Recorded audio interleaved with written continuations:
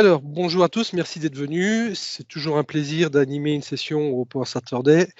C'est toujours aussi un honneur d'être retenu. C'est toujours un vrai plaisir et j'espère que vous prendrez autant de plaisir que moi à vous présenter donc cet outil qui s'appelle Azure Data Studio. Petit produit bien sympathique, vous verrez qu'il commence à s'étoffer avec beaucoup de fonctionnalités. Alors, comme l'a dit Isabelle, je m'appelle Philippe Gégère, je travaille en Alsace. J'ai un certain nombre de certifications. Je suis aussi formateur officiel Microsoft qui me donne l'occasion de donner des cours officiels. Je m'occupe aussi bien de machine learning, d'intelligence artificielle, j'accompagne les développeurs, l'exploitation, l'administration, etc. Vous avez mes différents moyens de me contacter. Voilà, on ne va pas s'attarder. Pour ceux qui me connaissent, ce n'est pas une nouveauté. Pour les autres, je vous laisserai regarder plus tard, peut-être sur la vidéo. Alors, Azure Data Factory, c'est un produit pas forcément que tout le monde connaît. Je vous ai mis ici son petit icône, toujours dans les tonalités bleues comme Azure. Et en fait, Azure Data Studio, c'est un produit qui a été commencé, je pense, aux alentours de 2017. Il y avait un programme autour de GitHub, un projet qui s'appelait Carbone. J'ai pu voir un certain nombre de choses à l'époque. Et on a eu une preview sous le nom de SQL Operation Studio en novembre 2017. Et quand il est devenu release, il était disponible à la majorité. C'est devenu le nom définitif de Azure Data Studio. Donc c'est déjà un produit qui a quasiment presque 2 ans, ou en tout cas plus d'1 an et demi maintenant. Alors, si on veut faire l'install, toujours aujourd'hui, il faut faire l'install par un téléchargement. Il y a une mise à jour par mois. Actuellement, la version est en 1.18.1 et elle date du 27 mai. Donc d'ici une dizaine de jours, vingtaine de jours, on devrait avoir la version du mois de juin. Et il y a, comme vous le voyez là, la possibilité de l'installer, c'est sa particularité aussi, c'est d'être multi-OS, puisqu'il fonctionne aussi bien sur Windows, macOS et Linux. J'aurai l'occasion d'en revenir dessus. Et ce qui est intéressant sur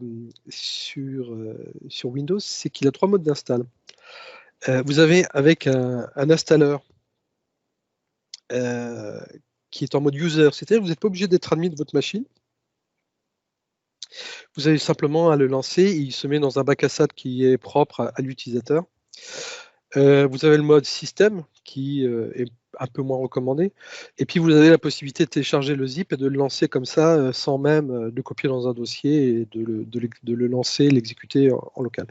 Vous avez sur macOS un zip simple et puis vous avez différents packages pour Linux, pour les Debian, les Ubuntu, etc. pour ceux qui utilisent ces OS. J'en reviendrai dessus. Alors, quand on lance l'application, on aura l'occasion d'y aller dans les démos, mais voilà ce qu'on a. Quelque chose de plutôt épuré. Même la page d'accueil est en preview. J'aurai l'occasion d'en revenir dessus. Et on va regarder ça. Alors, c'est pas dans les habitudes de mettre la fenêtre à propos, mais là, elle semblait relativement intéressante de voir un petit peu, parce que ça permet de savoir un petit peu comment fonctionne Azure Data Studio. Alors, je l'ai dit, hein, là, c'est bien la version 1.18.1. Moi, je l'ai installé en mode utilisateur, c'est-à-dire sans admin. Mais si vous regardez bien en dessous, on vous met différentes versions des sous-produits. Je commencerai par Electron. Electron, c'est un moteur qu'on trouve maintenant dans plusieurs produits, et je soupçonne même d'être de Teams, d'utiliser même Electron. D'autres produits l'utilisent aussi, je pense à Deezer qui veut l'utiliser, je pense aussi à Azure, Azure Storage Explorer, qui utilise tout ça. Et puis bien sûr, Visual Studio Code, qui l'utilise aussi. Donc c'est un environnement pour définir des applications desktop, défini par GitHub, il y a pas mal de temps, qui utilise des composants standards du marché. Je pense notamment à Node.js, etc., donc du JavaScript. Et d'ailleurs, c'est justement parce qu'il est développé autour d'Electron et des produits standards du marché multiplateforme qu'on va pouvoir avoir justement cette version Mac et Linux. donc, et puis forcément Windows. Donc, et là-dessus, Azure Data Studio lui-même utilise une surcouche qui est Visual Studio, qui elle-même lui-même utilise Electron. Donc on a Electron, le moteur de base, on a la surcouche Visual Studio Code Edition, donc on est en 1.45, on est plutôt bien aligné sur la dernière version de Visual Studio Code. Et puis bon, Azure Data Studio en version 1.18.1. Donc voilà, donc ce qu'il faut comprendre, c'est que justement parce qu'on utilise notamment les moteurs JavaScript, qu'on utilise Electron, on est multiplateforme et on s'adapte à toutes les spécifications. Donc vous avez forcément compris, on est sur de l'interprété plus que sur du compilé, du code natif. Alors Chrome, vous voyez qu'il y a une version 78, en fait vous n'êtes pas obligé d'avoir comme prérequis Chrome. D'ailleurs, de manière générale, Azure Data Studio ne demande aucun prérequis, ni du .NET, ni d'une version spécifique de provider, etc. Tout vient et vous êtes autonome. C'est d'ailleurs pour ça aussi qu'on peut l'installer en mode user sans droit admin. Donc voilà. Donc ça en fait un produit qu'on peut utiliser facilement sans droit admin, sans ToutOS, etc. Pour ça, c'est une véritable force et c'est une des principales forces de ce produit. Alors la documentation, elle existe, hein, mais forcément, elle est sur docs.microsoft.com. Elle est assez fournie. Je vous ai mis le lien là, si vous voulez tomber directement dessus. Et elle fait partie plutôt de la sphère de SQL Server 2019 et de Azure SQL Database. Il faut savoir qu'il y a un léger décalage de traduction entre la version française et la version US, notamment, je vous montrerai tout à l'heure la page des nouveautés, des release notes. On n'est vraiment pas en phase, on a un mois d'écart, etc. Donc, une documentation moyennement fournie. On ne trouve pas toutes les réponses. J'ai des questions qui me restent et que je n'ai pas trouvées. Bon, faut faire avec. Alors la version 1.18.0 qui est sortie le 20 mai dernier, je vous ai mis là les nouveautés. Alors j'aurais pu vous sortir toutes les nouveautés tous les mois, mais je pense que ça nous lasserait. Donc ils ont intégré les composants de Redgate qui s'appelle SQL Prompt. Il y a une extension machine learning qui vient d'arriver. Je n'ai pas eu l'occasion de le regarder en détail encore, mais des nouveautés dans les notebooks. Alors, les notebooks, je vous en parlerai un peu plus tard. Je vous laisse un petit peu sur votre faim pour en parler. Une option par rapport à l'Always Encrypted d'SQL Server, et puis une série de bugs, de corrigés, etc., qui sont disponibles. Depuis la version qui est sortie, il y a eu une version mineure 1.18.1 qui corrige des bugs, voilà, donc un keybind qui ne se faisait pas, ou impossible d'ouvrir certains fichiers SQL. Donc on a depuis le 27, donc une semaine après la release, ils ont corrigé 2 bugs majeurs du produit et le produit était livré. Petite astuce, la mise à jour de Azure Data Studio se fait toute seule sans avoir besoin de vérifier notamment la page SQL Server Log qui vous donne, avec le tag Azure Data Studio, qui vous donne la mise à jour des produits. Vous voyez là, je vous ai mis le résumé des pages du blog. Donc vous pouvez vous y référer pour savoir un petit peu comment évolue le produit. Ensuite, il s'agit d'un produit open source. Tout le code est disponible, vous pouvez vous amuser à le récupérer, le cloner, etc. Et même participer à la communauté pour proposer des mises à jour. Donc, je vous ai mis la page et puis je vous ai mis aussi là le README qui résume, qui est la page d'accueil du GitHub. Pour ceux qui ont envie d'aller soit compiler leur propre version, soit regarder, analyser ce qui se passe, etc. Sachant qu'il existe aussi une version Insiders pour ceux qui veulent tester en avance le produit. Vous avez la possibilité de contribuer aussi à proposer, à soumettre des bugs. Donc voilà. Les principales caractéristiques les principales forces de Azure Data Studio, je vous ai mis là. c'est donc un éditeur SQL qui supporte l'IntelliSense. C'est ce qu'on appelle des snippets, des extraits de code un peu plus intelligents, des tableaux de bord personnalisables, ce qu'on appelle aussi le terminal intégré, et ça je vous aurai l'occasion de vous le présenter, et puis c'est la possibilité d'étendre et de créer ses propres extensions du produit. Alors certaines fonctionnalités, vous allez dire, c'est la même chose que SSMS, je pense notamment SQL Server Management Studio, je pense notamment à l'éditeur de code et l'IntelliSense, mais d'autres n'existent absolument pas. Et à la fin, je vous proposerai comme slide de conclusion, justement, quand est-ce il est conseillé d'utiliser l'un plutôt que l'autre entre Azure Data Studio et SQL Server Management Studio, SSMS. Alors, si on regarde en détail les fonctionnalités spécifiques, notamment au niveau de fonctionnement de l'application, on a les tableaux de bord. Ça, alors tout ce qui est sur les 5 thèmes du haut, j'aurai l'occasion de vous les montrer. Les 4 du bas, faute de temps, ou c'est un peu plus complexe, ou c'est plutôt mineur, je ne vous ferai pas de démonstration.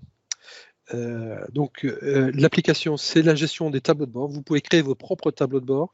J'aurai l'occasion de vous montrer.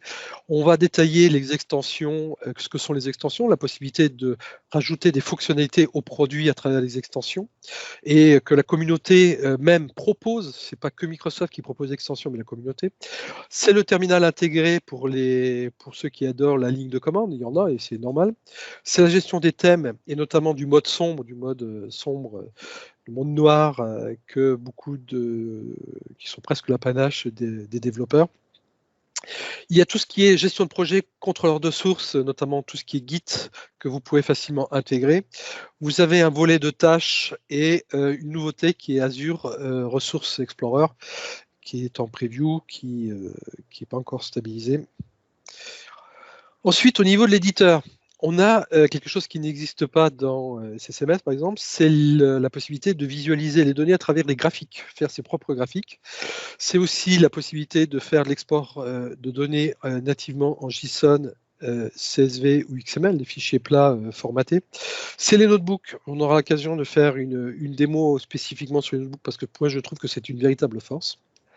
Vous avez la possibilité d'enregistrer vos propres requêtes sous forme de snippets, d'extraits de code en français.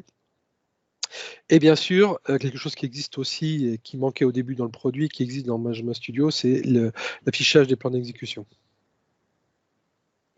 Je vous ai dit, l'autre force du produit, c'est d'être multi-OS, Linux, macOS et Windows. Au niveau de l'administration des bases de données, il y a des choses qu'on a vues apparaître récemment qui manquaient, qui étaient des vrais manques à mon avis. C'était la possibilité de lancer des backups restore directement nativement. C'était la possibilité d'interagir avec l'agent, le service SQL Agent d'SQL Server, et il nous manquait le profiler. Donc tout ça, ça existe, c'est plutôt pas tout à fait fini, mais ça marche plutôt.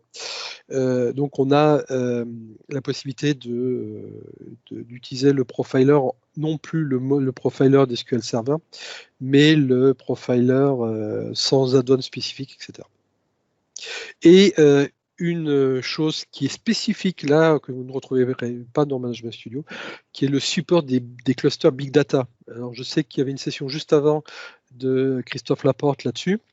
C'est une nouveauté d'SQL Server 2019 et ça n'existe comme prem, sachant qu'il y a des équivalents sur Azure, mais ce n'est pas tout à fait la même chose. C'est de pouvoir déployer sur ses propres plateformes des environnements Kubernetes pour faire des traitements de type Big Data.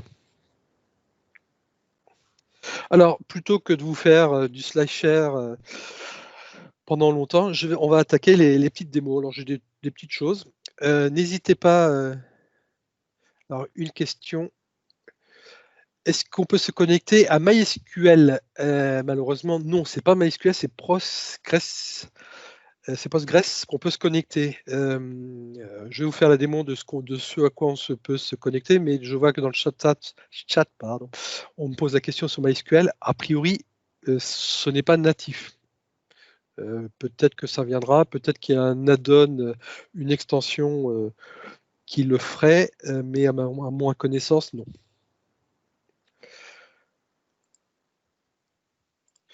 Alors je vais lancer déjà. Alors je ne l'ai pas lancé justement volontairement pour que vous puissiez.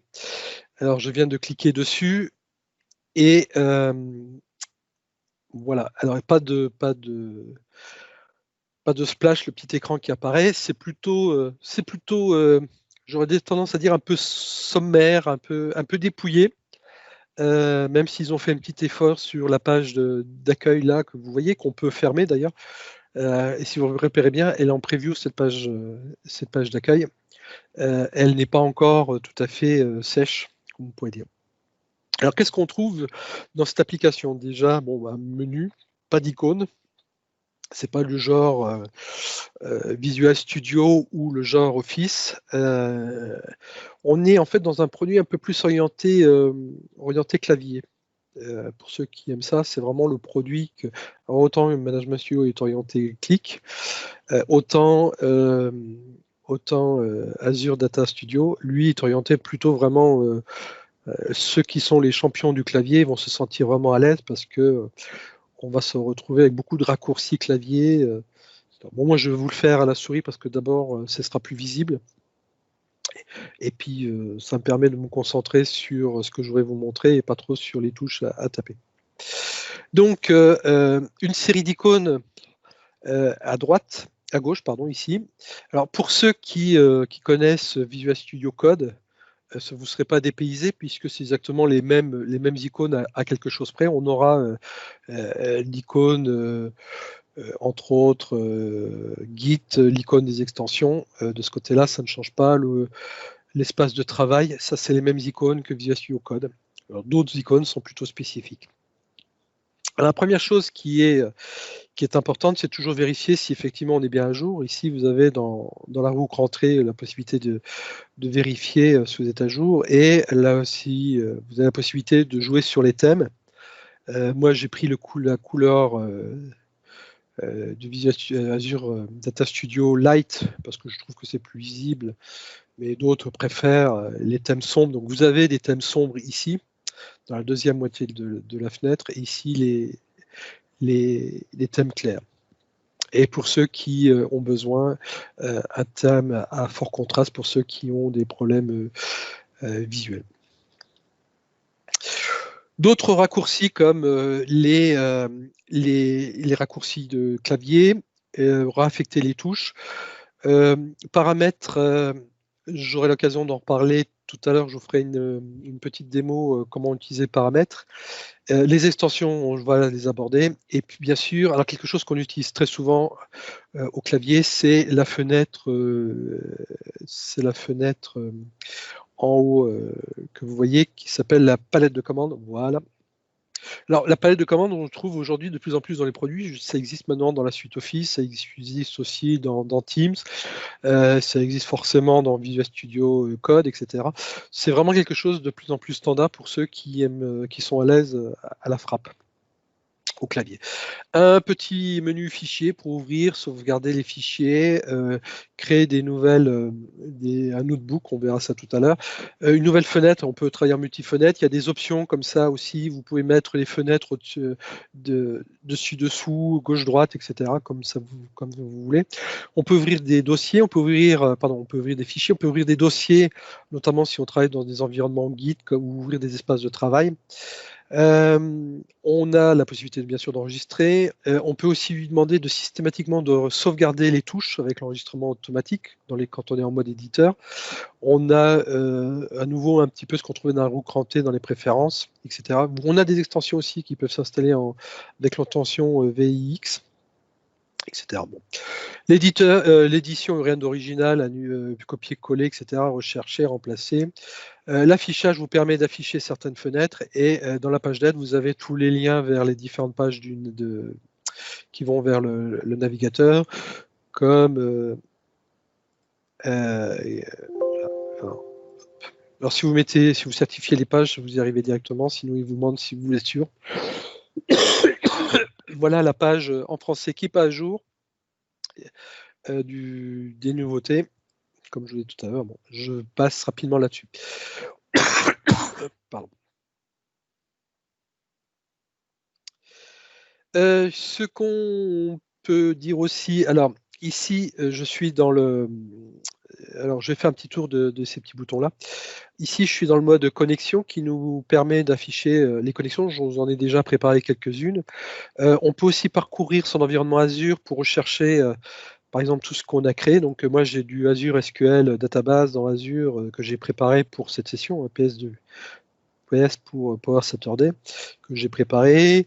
On peut parcourir comme ça les différents types d'objets. J'ai aussi j'ai une instance Postgre, pardon. J'ai pas d'instance managée, j'ai utile de le faire. Si j'avais du cluster Big Data SQL Server en local, je l'aurais indiqué ici. Et si j'utilise les serveurs centrales de management, je pourrais aussi avoir ici tous mes serveurs enregistrés ici. Ensuite, on a un petit moteur de recherche pour chercher ou remplacer des commandes. Ici, la partie notebook, je la réserve pour la deuxième démonstration. Ici, on a un éditeur complet PowerShell. Il est en train de se charger. C'est aussi une preview. Pour ceux qui peuvent faire, qui aiment bien PowerShell, et il y en a qui, pour attaquer notamment Azure ou d'autres choses, vous voyez, on a par exemple toutes les commandes Azure ici, Azure API Management, User to Group, etc. Si vous voulez lancer paramétrer tout votre Azure, créer des nouvelles ressources, etc., vous avez la possibilité de le faire, mais vous avez tout PowerShell. D'ailleurs, je vais vous montrer qu'on va pouvoir ouvrir le fichier et je vous ai préparé un petit fichier texte PowerShell et si je fais non pas F5 dans cet éditeur là mais F8,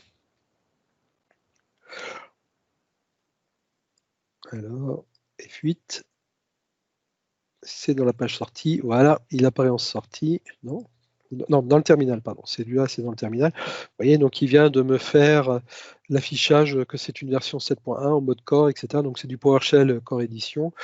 Je peux rajouter l'extension SQL Server. Il va me chercher, donc voilà, comme je l'avais fait déjà tout à l'heure, mon extension SQL Server est déjà installée dans mon PowerShell. Si je veux savoir combien d'instants j'ai sur ma machine, ben, j'en ai qu'une seule, qui était une version 2019 RTM CU4 sur du Windows. Je peux aussi parcourir la liste de toutes les bases de données de mon instance. Là, on va laisser tourner. Voilà, toutes les instances. Donc j'ai un éditeur PowerShell. D'ailleurs, on peut revoir ici en bas à droite que je suis bien sur un environnement PowerShell pour choisir le mode dans lequel je suis. Je pourrais changer éventuellement le mode. Donc là, j'ai un PowerShell complet. Et quand j'attaquerai tout à l'heure dans le terminal, vous verrez qu'on peut aussi refaire du PowerShell un autre mode. Donc, on a un mode éditeur et on a un mode plutôt interactif. Alors, donc Salam, Elias, vous me posez une question comme quoi vous n'avez pas l'icône. Il faut installer l'extension, je vais le voir dans 3 minutes, l'extension PowerShell pour pouvoir la voir. Nativement, il n'y est pas. L'extension PowerShell, l'icône là, n'y est pas. Ici, vous avez la possibilité, là c'est du pur, on est sur le mode Visual Studio Code, la possibilité de travailler directement dans un dossier, choisir d'ouvrir un dossier, et on aurait ici tous les fichiers du dossier correspondant, avec la possibilité de gérer dans Git, avec des éditeurs Git, genre GitHub, Azure DevOps, nos gestions de source. Ici, nous avons la même chose si on était en pur mode Git. Et ici, les extensions. Alors justement, le produit en lui-même, c'est une de ses forces, c'est que on a des choses qui peuvent se rajouter facilement. C'est-à-dire qu'on a le moteur standard. Autant Management Studio, c'était compliqué d'avoir. Ils ont essayé un petit peu sur les différentes versions, dont la dernière, de pouvoir rajouter des extensions, mais c'est pas forcément le plus aisé qui soit. Mais autant là, c'est très facile. Alors, pour ceux qui développent des extensions en JavaScript, j'imagine que ça va être très facile. Pour ma part, je n'ai pas les compétences, donc je laisse faire ça. J'ai déjà, moi, installé un certain nombre d'extensions qui sont issues du monde Microsoft. Vous voyez, par exemple, j'ai un Pactadmin qui vient avec plutôt 4 autres extensions. l'agent, le profiler, le mode import, la gestion du datapack. La possibilité d'utiliser SQL Data Warehouse, alors vous me direz, ce n'est plus son nom, c'est Synapse Analytics. On a la possibilité de gérer le management serveur, d'avoir une fenêtre avec tous les serveurs listés quand on a utilisé ça dans Management Studio. On a la virtualisation dedans des données. C'est le data, c'est tout ce qui est cluster big data. C'est aussi l'administration, une extension d'administration dont je vous aurai l'occasion de vous montrer. Vous avez la possibilité de franciser votre environnement. Alors franciser, vous avez toutes les langues. Hein. Ici, si vous regardez bien dans les extensions que j'ai passées, vous avez le chinois, vous trouverez l'allemand, vous trouverez d'autres langues. La nouveauté qui est le machine learning, les instances managées, un dashboarding, la possibilité de se connecter à Postgres, l'extension PowerShell, justement, que tout à l'heure je vous aurais fait la démonstration, et si vous ne l'installez pas, vous ne pouvez pas avoir l'icône ici. Le suivi de l'histoire de requêtes, l'historique de requêtes, Sandance, j'aurai l'occasion de vous en parler un tout petit peu plus tard, et Report Server. Alors, celui-là, je dois avouer ma défaillance, je n'ai toujours pas réussi à le faire marcher, cette extension. J'éviterai de cliquer tout à l'heure dessus. Et d'autres extensions existent, elles sont proposées ici. Alors, certaines sont issues des grands éditeurs, je pense à IDERA, Redgate et CentralOne, qui sont des grands éditeurs d'add-on, etc. On a SQL Search, vous avez vu dans les nouveautés, on a SQL Prompt de Redgate, etc., etc. On a des gens plutôt... par exemple, ce monsieur-là, Mati Kuzo, qui a proposé plusieurs add-ons, notamment celui-là pour gérer le Loison, etc., etc. Donc chacun y va. Alors une des nouveautés qu'on n'avait pas jusqu'à présent, c'était ces petites icônes. Elles étaient absentes, maintenant elles apparaissent. Donc le produit évolue.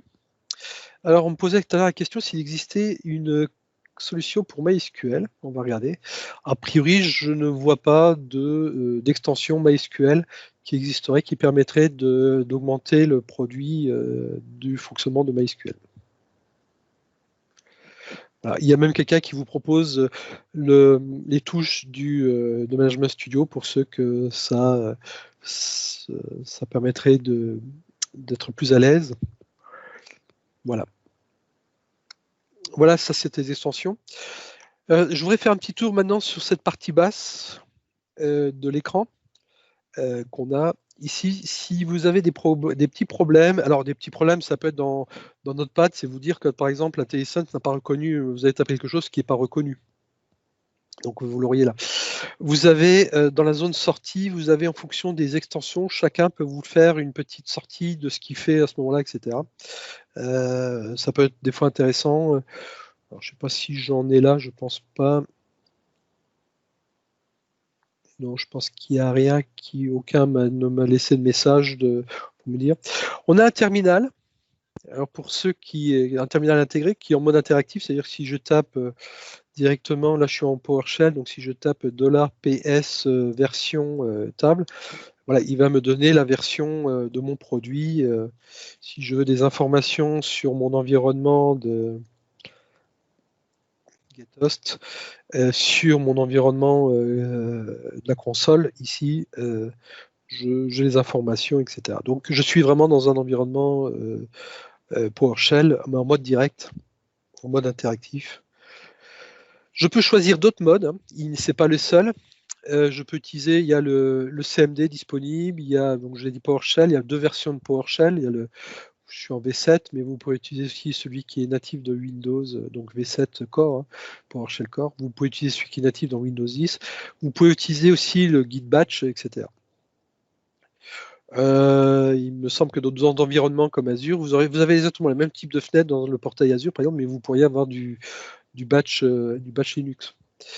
L'historique de requête, ça vient par je vous l'avais dit, par une des extensions, une des dernières extensions qui s'appelle Query History. Vous pouvez comme ça retrouver un petit peu tous vos historiques. Et les tâches, si vous voulez Alors pour ma part, je n'ai pas encore utilisé, donc je ne vais pas en parler beaucoup. Donc voilà. Donc on va revenir un petit peu, là c'était la présentation du produit. Ici, je vous ai mis les connexions, j'ai préprogrammé les connexions. Donc si je double-clique, là je vais me connecter à Azure SQL Database. Ici, je vais me connecter à Postgre. Ici, je vais me connecter à Azure Synapse Analytics. Et ici, je vais me connecter à mon SQL Server local. Voilà, tout le monde s'est connecté. Voilà. Et pour créer une nouvelle connexion, c'est assez simple. Hein. Vous cliquez ici sur l'icône, je vais vous le refaire. Créer une nouvelle connexion. Ici, j'ai les existantes. En fait, les dernières que j'ai utilisées. Les connexions existantes enregistrées sont ici. Je peux choisir soit du SQL Server, soit du Postgre. J'indique le nom du serveur. Je précise le type de connexion que je veux. Ça inclut aussi l'Azure multifactoriel ou l'Azure AD.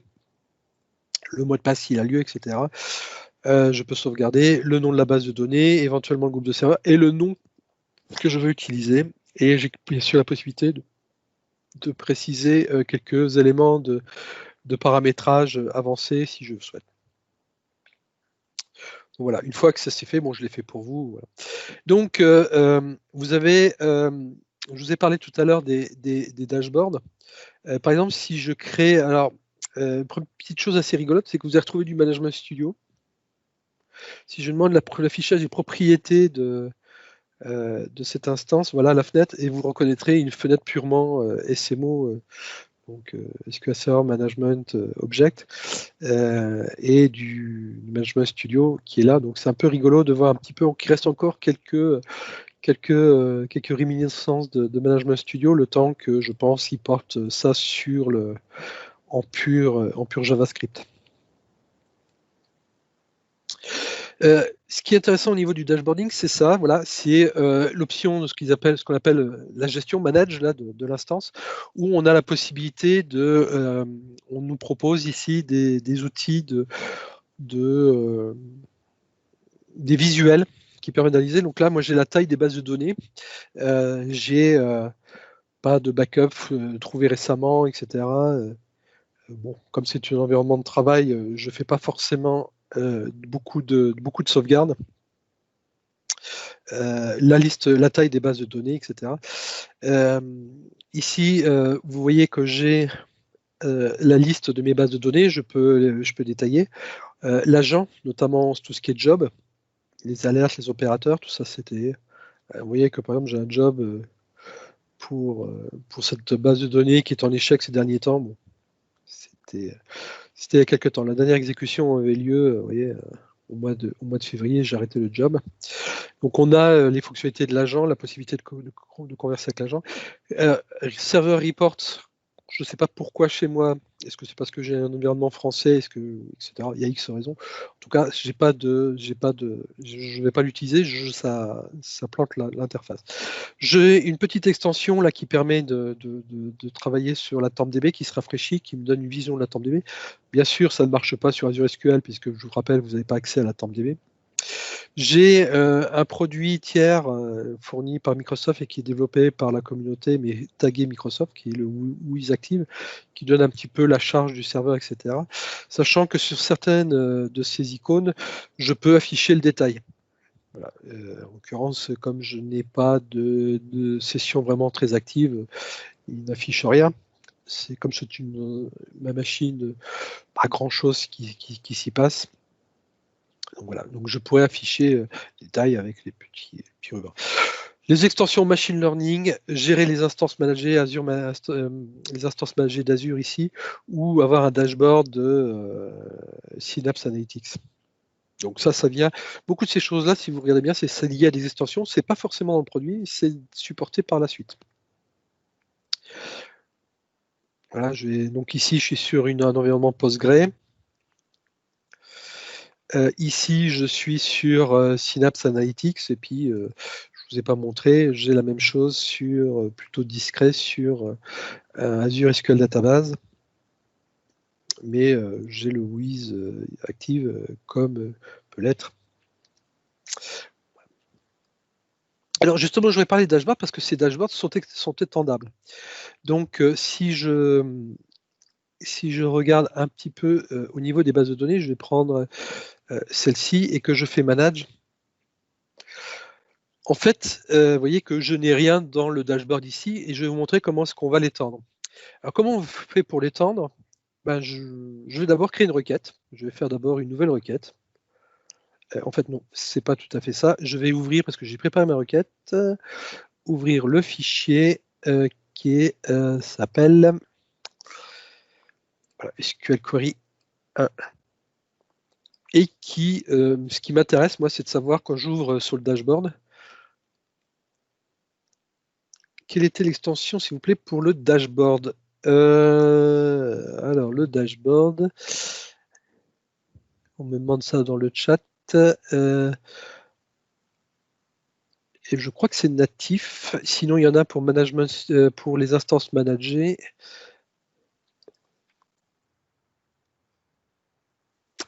Oui, elles sont natives, des extensions normalement.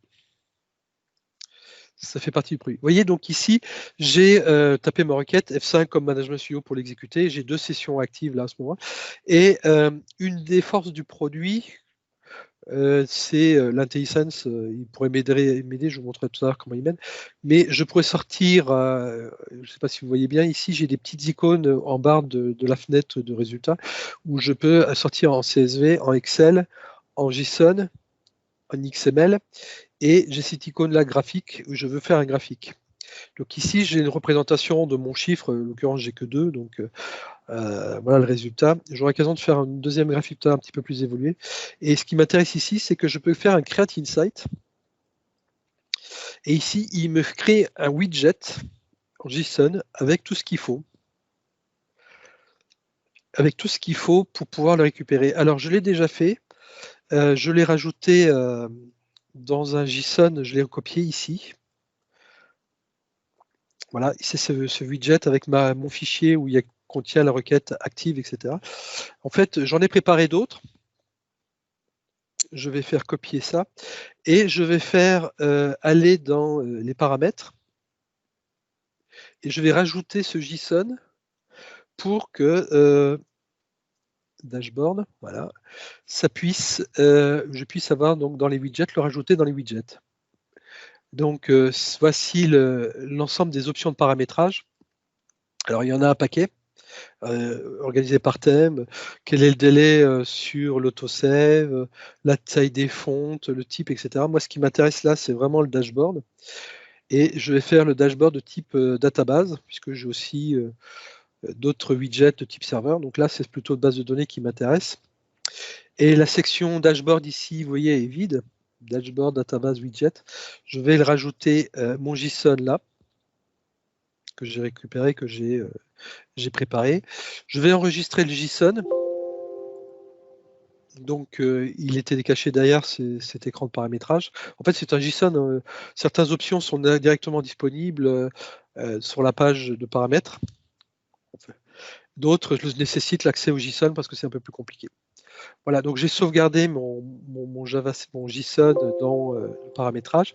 Et maintenant, si je reviens refaire le bouton de gestion de ma base de données, vous voyez ici, c'est vide. Si je reviens et que je fais manage ma base de données, j'ai ici, je vous ai mis les requêtes lentes. Hein, c'est un des JSON, un des 4 widgets du JSON. Ici, c'est la liste des tables. Ici, la liste d'occupation de chaque table. Vous voyez que la table product occupe plus d'espace, etc. Et le fameux mon widget qui permet de savoir le nombre de sessions actives est ici. Donc, je peux comme ça rajouter mes propres dashboards, mes propres widgets dans les dashboards, comme je veux. Vous voyez, c'est assez simple. Hein. J'avais juste à faire quelques clics, écrire une requête, quelques clics et générer le JSON, le coller correctement dans mes paramètres pour l'avoir. Donc, vous pouvez faire pareil pour le serveur. Donc, il y a toute une explication qui se fait, qui existe sur la documentation Microsoft. Certains de ces widgets permettent, comme je vous l'ai dit tout à l'heure, d'afficher une fenêtre de détail s'il y a lieu, Tous n'ont pas forcément, ne retournent pas grand-chose. Est-ce que celui-là n'en a pas? Celui-là non plus. Bon, voilà. Je vais revenir quand même sur l'éditeur parce que je veux vous montrer un peu la fonction graphique. Et je vais créer donc une nouvelle requête SQL. Donc c'est du MySQL, vous voyez, du langage SQL, il vous l'indique ici. Je suis bien sur ma base AdventureWorks LT Lite. Donc si je tape une requête, alors select color, virgule count étoile from. Alors là où vous allez voir que l'IntelliSense essaye de vous aider, vous voyez, il sait que là, à ce moment-là, ce que chose ne fait pas Management Studio, c'est qu'il ne vous propose pas les mots-clés. Donc from, je vais taper le schéma CLT et est-ce qu'on peut créer un dashboard cross-instance? Me pose la question Eric Mazuel dans le chat. A priori, je ne pense pas. À moins de faire des requêtes derrière sous-jacentes multi-instances, à ma connaissance, non. Point. Et ce qui va intéresser, c'est un product. Voilà. Il me propose toujours intéressant. Si je fais F5,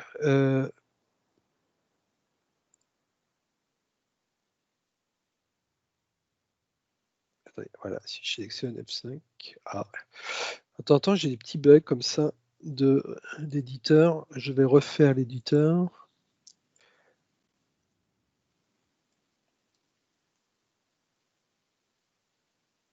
La colonne, ça c'était n'est pas valide dans la liste de sélection. Ah oui, j'ai oublié le groupe by. Groupe by, vous voyez qu'il me propose toujours une aide. Colors. Et là, ça devrait aller mieux. Alors ça, c'est un truc que j'ai déjà remarqué.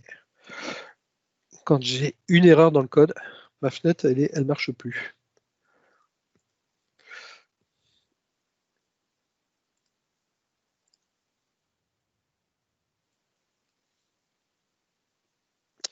La colonne n'est pas...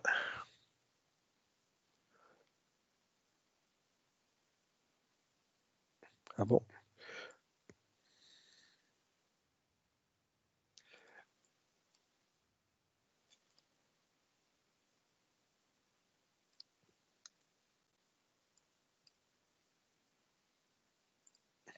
Bon. Alors ça, c'est l'effet démo.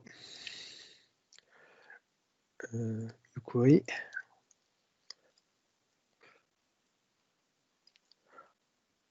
Voilà, ça marche mieux. Donc, tout à l'heure, je vous avais montré qu'on pouvait avoir des graphiques faciles. Voilà, donc ici, par couleur, ce que je peux obtenir. Il y a un autre mode de graphique qui est intéressant, c'est le fameux Sandance de tout à l'heure, qui est un projet Microsoft Research qui permet d'afficher les informations. Alors, c'est pas du tout cette requête qu'il faut que j'utilise là, c'est une autre, c'est select étoile from sales product. F5. Donc toute la table product. Ah bah décidément aujourd'hui.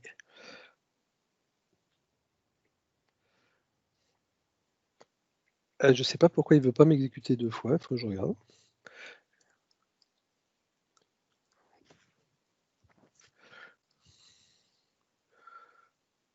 Et c'est même pas ma requête.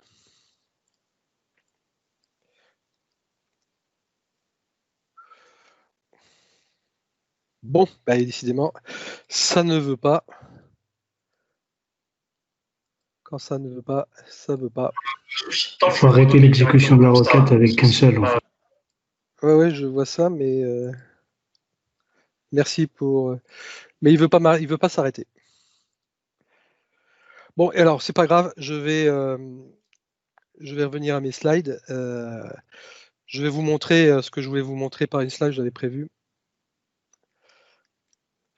Je vous ai montré donc l'extension éditeur PowerShell. Je vous ai montré, alors je ne vous ai pas montré, vous pouvez donc importer les données. Vous avez l'extension Profiler. Si vous regardez bien, ça ressemble bien à ce que nous avons dans Management Studio, mais dans le frame, l'affichage de Azure et Azure Data Studio. la comparaison de schémas comme on peut l'avoir, et Sundance, pardon, il vient de sauter. C'est une façon de représenter des données de manière assez complexe, les données en 2D, 3D, etc., pour essayer de comprendre un peu face à une grande volumétrie de données. Alors pour l'instant, ils ont un petit bug, ils précisent que c'est limité à 100 000 lignes, mais l'idée étant de traiter, d'avoir une vision à grand volume des données. Je vais vous montrer, je vais parler maintenant des notebooks parce que pour moi c'est une fonction très importante. Alors, Notebook, c'est une invention de Jupyter, qui est une application web en open source, qui au départ utilisait beaucoup Python et qui permet de partager une sorte de documents relativement évolués avec du texte, du code, etc., pour l'exécuter, regarder un petit peu ce qu'il en est, pouvoir revenir en arrière, reprendre, etc.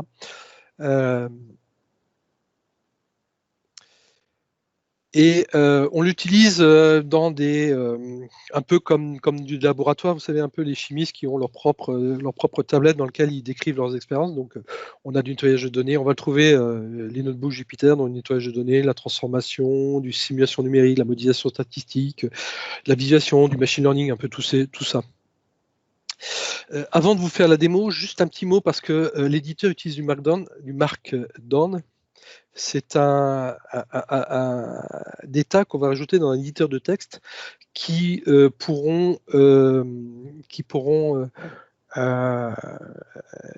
traduiront nativement dans du HTML. Donc du HTML, vous avez des tags H1 pour mettre en majuscule, en titre 1, H2, titre 2, etc. Vous avez la possibilité de mettre en gras, etc. en utilisant des tags strong, italique, etc. U quelque chose, IL, etc. pour dire que vous faites des points, des éléments par point, par numérotation, etc. Donc tout ça, ça existe. Et là, je vous ai mis un petit peu la syntaxe. Par exemple, le dièse, une fois, ça se transformera sur du H1.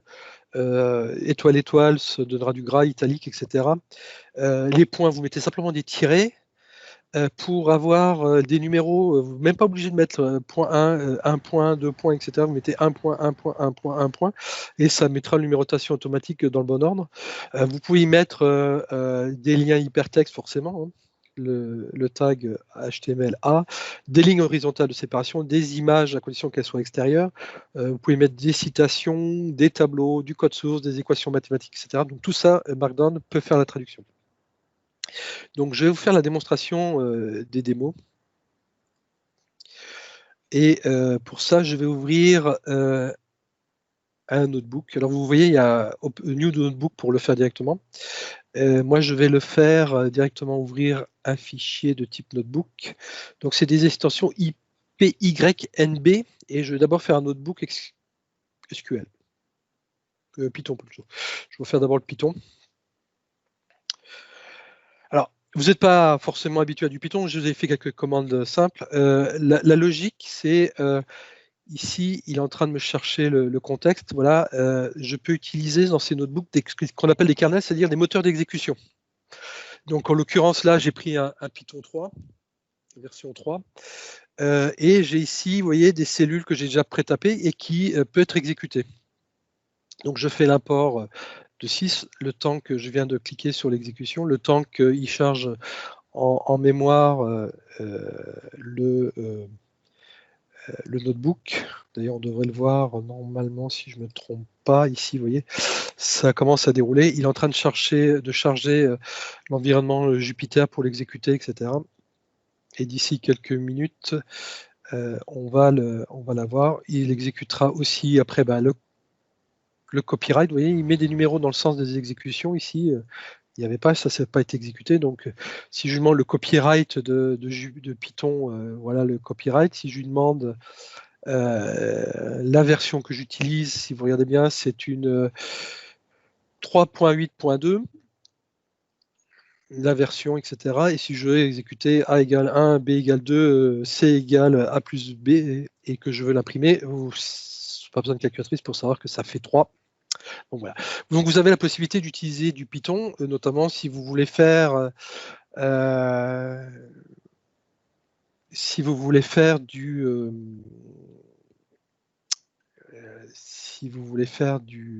notamment de l'intelligence artificielle, vous avez toutes les librairies en Python de type machine learning, les régressions, les classifications, etc. Donc vous pourriez le faire aussi dans un éditeur Jupyter ou bien dans Azure Data Studio par rapport à ça. Vous pouvez aussi fermer les résultats, supprimer les résultats pour exécuter, tout exécuter en une fois. Arrêter éventuellement le moteur pour revenir à zéro. Manager les packages, c'est une nouveauté qui permet éventuellement de rajouter des librairies à votre environnement Python. Alors moi j'ai mis pas mal d'Azure, vous voyez ici, management média. Alors il y en a certains qui sont en machine learning qui m'intéressaient, etc. Donc du Cosmos DB aussi. Du Data Lake, etc. Donc les librairies, vous pouvez donc en rajouter maintenant facilement dans cette fenêtre. On va regarder plus en détail. Ce qui nous intéresse quand même, c'est faire du SQL. On est dans la branche data. Et on va ouvrir un notebook SQL. Le temps que ça charge, vous voyez, donc tout à l'heure, j'étais en Python, j'ai du SQL. Maintenant, j'ai aussi du Spark, différentes versions de Spark. Oui, Isabelle? 10 minutes, merci. Oui, je surveille le temps. Du Spark R, Python ou Scala, du PowerShell aussi. Je pourrais aussi faire du notebook en PowerShell. Alors ici, j'ai pris le temps de vous mettre un petit peu un vrai notebook, à quoi ça peut ressembler. Je vous ai mis justement des éléments en Markdown. Vous voyez ici, il y a le dièse, voilà le texte que j'ai tapé avec le dièse devant qui me l'affiche en texte. Et j'ai tapé d'autres éléments, les prérequis, etc. Comment ça peut fonctionner, connecte tout, une autre zone de texte, vous voyez, où j'ai mis le gras avec les doubles étoiles, les points tels qu'ils apparaissent ici, la numérotation 1 point, 1 point, pour l'avoir nativement. Donc ça, c'est l'éditeur, c'est l'éditeur que j'ai tapé et j'ai le rendu en dessous. Alors comment est-ce que je fais pour choisir l'éditeur ou taper du texte, hein? Donc soit je tape du code ici, je peux insérer partout du texte. Ici, si je fais dièse dièse mon test et que je sors ici, vous voyez, il m'a bien mis en titre 2 mon texte. Et si je veux rajouter du code SQL, j'ai qu'à faire add code et j'ai une nouvelle cellule qui apparaît que je puisse exécuter, etc. Avec la petite option ici où je peux rajouter des cellules en haut, en dessous, rajouter du texte, etc. Fermer la fenêtre ou supprimer. Ici, donc, après tous les textes au-dessus, où j'explique, maintenant je vais pouvoir commencer à exécuter. Et le but ici, vous voyez, c'est du code SQL. Ce que j'aime bien, moi, dans Azure Data Studio, c'est que, à la différence de Jupyter, c'est que ce soit en Python ou SQL, j'ai l'intelligence que je n'ai pas en standard dans Jupyter. Donc, c'est plutôt agréable. Donc, si je vais exécuter cette cellule, il me demande à quoi je me connecte. Je me connecte à mon environnement local. Voilà. Voilà, donc il vient d'exécuter la commande. Donc après ça, une nouvelle base de données apparaît qui s'appelle TutorialDB. Je peux ensuite créer une table. Donc on va d'abord aller sur la base que je viens de créer et exécuter dans la foulée la création de la table. Et ensuite, quand il a fini, je lui demanderai d'insérer des clients et on affichera ici,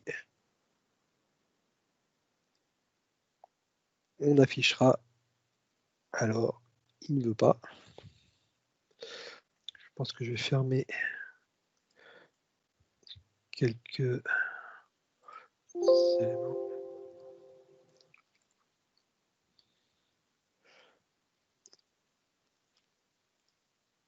Là, je suis embêté par la fenêtre par l'onglet Teams. Là.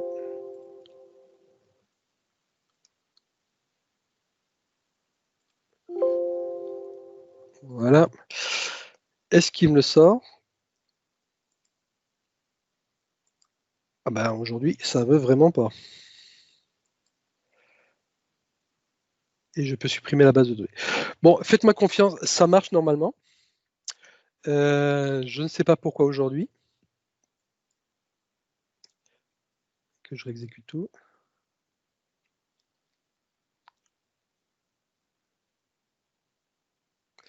Bon. Il me reste 3 minutes, je vais répondre aux questions. Je suis vraiment désolé. J'avais tout testé tout à l'heure, encore ce matin avant la session, ça avait bien marché.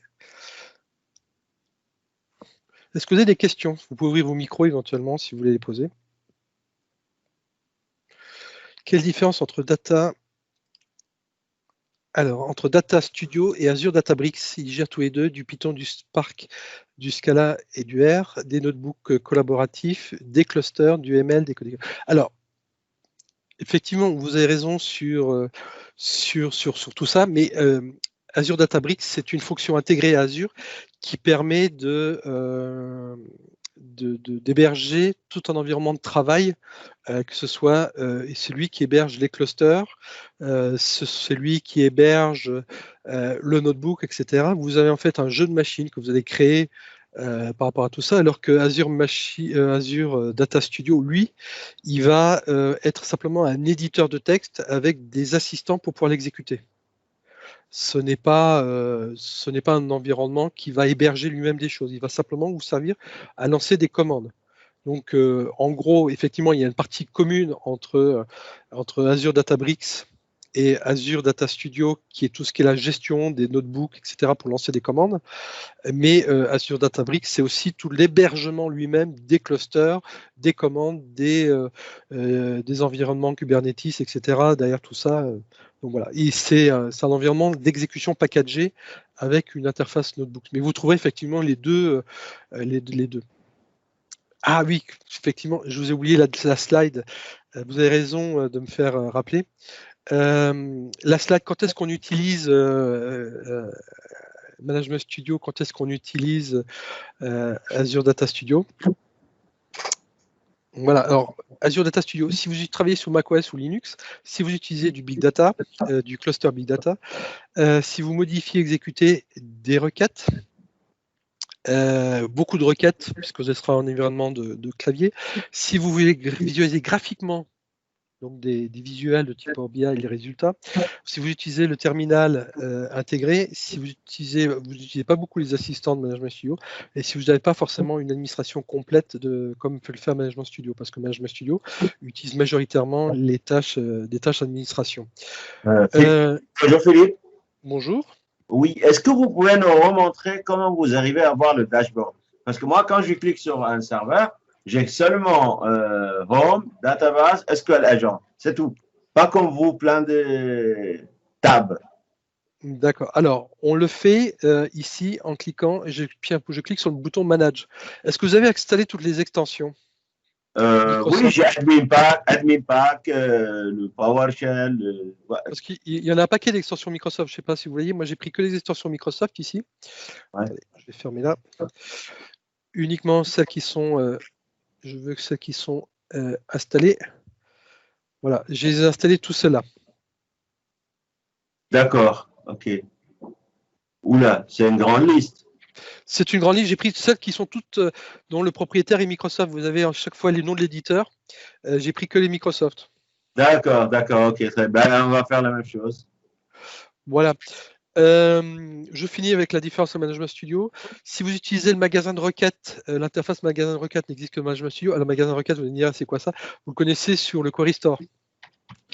Les conseillers, les wizards et autres tableaux de bord d'optimisation de performance, tout ce qui est les rapports intégrés dans Management Studio sont disponibles là.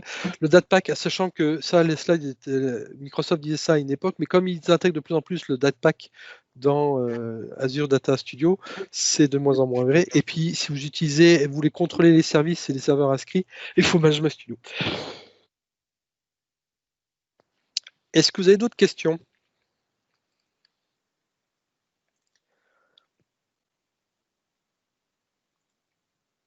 Est-ce que vous avez d'autres questions? Non. Alors, comme j'ai peut-être une minute, je vais réessayer quand même, comme je suis têtu. Je vais quand même réessayer mon notebook de tout à l'heure. J'ai ouvert une nouvelle instance Azure Data Studio. Je charge mon notebook SQL de tout à l'heure. Je l'exécute et en lui précisant le type de connexion. Voilà. Et ici, vous voyez, donc, j'ai bien créé ma base de données TutorialDB. Je me suis connecté, j'utilisais dessus, je me suis connecté, j'ai créé ma table. Vous voyez, il me dit que ça a été créé en combien 50 millisecondes. J'ai inséré les données en 67 millisecondes. Je liste ce que j'ai mis dans la table avec ce select. Et ensuite, j'ai supprimé. Bon, j'ai tenté parce que quelqu'un qui tient, je dois de l'autre visuel de Azure Data Studio. Je dois avoir toujours quelqu'un de connecté à mon tutorial DB. Est-ce que le PowerPoint sera accessible après la session? Oui, ça le sera, soit sur mon blog, blog.pggr.net, soit à travers l'ensemble du Power Saturday, le YouTube, etc. On vous donnera tout ça après. Comme cette session est enregistrée, on vous mettra tout à disposition après le Power Saturday. On vous fera ça, on va tout compiler, toutes les vidéos, on vous fera quelque chose de propre et on communiquera où vous pourrez bénéficier de tout ça. Donc voilà, si vous n'avez pas d'autres questions, comme Isabelle le dit, la session est enregistrée, sera publiée prochainement sur YouTube. Mais restez en live. Et dernière chose, évaluer cette session. Pour ça, elle est sur, toujours dans Teams, dans les équipes, dans le canal Data, vous avez en haut le questionnaire d'évaluation. Et n'oubliez pas que pour ceux qui soumettent des questionnaires, ils participeront au tirage au sort pour pouvoir récupérer les lots. Voilà, exactement. Donc, un tout grand merci à toi, Philippe, et pour ta ténacité. Je pense que ça a été une très belle introduction à l'outil. Donc, maintenant, vous n'avez plus qu'à vous amuser. Donc, c'est l'heure de la pause et du lunch. Il fait toujours très gris et très mauvais, je pense, au niveau météo. Revenez cet après-midi parce qu'en live, c'est mieux. Vous pouvez poser des questions aux speakers. Ils sont là pour ça. Ils adorent ça, je pense aussi. Donc, voilà. Merci à tous. Au revoir. Je vais clôturer la réunion. Au revoir.